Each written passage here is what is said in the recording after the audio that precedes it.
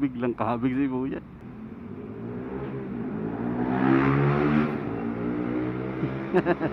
Panis.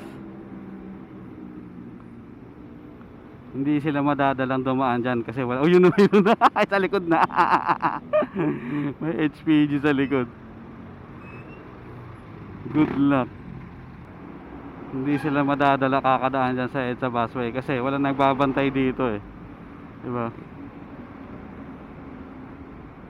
Hindi nila binabantayan yung ilalim. Nagiging ano na tuloy.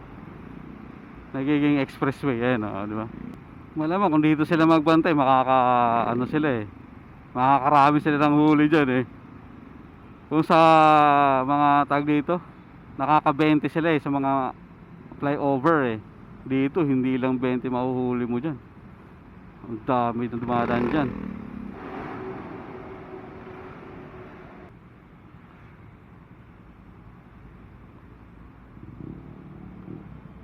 Biglang kabig si kuya. Pasok agad si kuya. Biglang pasok si kuya. Delikado yung gano'n, no? Makakasagi ka ng mga kotse, no? Lahat. Tingnan mo naman. Sa piling mo. Kasi kaya niya. Kaya naman na. Ang daming bus na dito. Provincial buses, kapila. Ano yan? Field trip.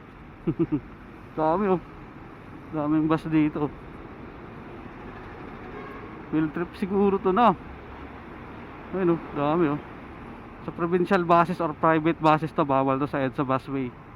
Kasi ang EDSA busway ay para lang sa EDSA carousel bus. Pero kung private bus, provincial buses, bawal dyan. Hindi pwede dumaan sa EDSA busway.